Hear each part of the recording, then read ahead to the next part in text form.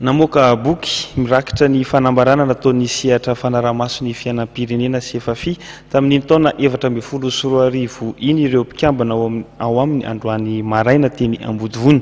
Nisy araka izany ny fifampiresan'izy ireo tamin'ny mpanao gazety momba ny toetra raha-pirenena ankehitriny. Marc Antoine sy Tsirira Kotorsor no mitondra ny sary sy ny fanetetiana. Les débuts chaotiques de la 4e République. Io ny lohateny boky mirakitra ny fanambarana rehetra tamin'ny taona 2024 nentin'ny CFAFI na ny sehatra fanaraha-maso ny fiainam-bahoaka raha niona tamin'ny mpanao gazety izy ireo androany maraina teny amin'ny Tambo, hôtel Ambodivona. Manamafy noho izany ity sehatra mandinika ny fiainam-pirenena ity fa misavorovoro ny fiatombohan'ny Repoblika izay misy amin'izao fotoana izao ary tsapa amin'ny fisian'ny ady la politika izany.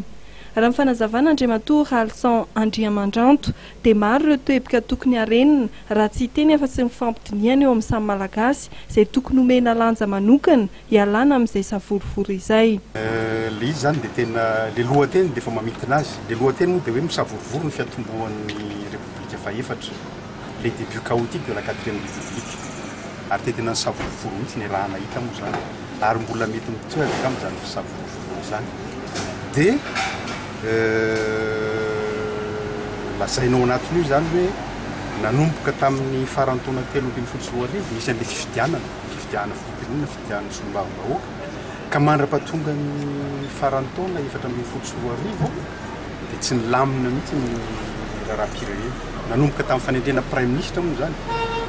Alohan'izay ary hoe nanomboka tamin'ny fametrahana ny rafitra samihafa izay lazainy ny lalam-pandroana hoe tokony apetraka dia tsy nilamina mihitsy ilay izy. Tsaroantsika angamba tamin'ny fanendrena prime ministre ary mbola mitony zany hatramin'izao dia misy adila tsy adihevitra fotsiny fa adila manodidina ny andininy fafiro moa izy fa 450 ny lalam-pandroenana. Ohatran'ireny ange dia efa milaza hoe misy savorovoro eto. Dia ohatran'izany ihany koa voalaza hoe fampihavahana sy fahefana. Inona ny ifandraisan'ireo? Io ny tena anisan'ny fototry ny tsy fihavanana amin'ilay mpanao politika dia le inona moa fitadiavana fahefana. Dia manjary tsy mandeha amin'irony ilay izy. Anisan'ny voalaza koa hoe tsy ampy ny fifampiresahana. Dia CFAFI moa milaza hoe priorité au vrai dialogue, omeo laka ny tena fanankalozan-kevitra marina. Fa raha tsy mipetraka izay dia eo foana ny savorovoro.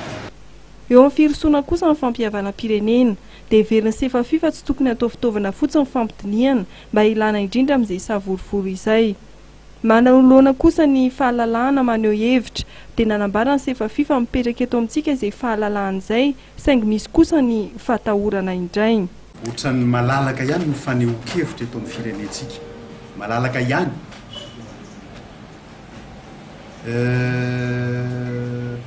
PDB nefa mitahotra ny tena marina, matahotra dia manao autocensure, izany hoe ferana ny zavatra ambara sy lazaina. Izay ny fahitanay ny olona hoe afaka maneho hevitra ve tsika sa tsy afaka maneho hevitra. Fa raha oharina amina firenena hafa aloha be dia be ny gazety eto amintsika ary na dia nisy savorovoro aza tamin'ny taona lasa ao anatin'ilay savorovoro ny fiatombohan'ny Repoblika faefatra dia nisy mpanao gazety voasambotra rehefa nihetsika ny mpanao gazety dia tsy nisy ilay fisamborana le hoe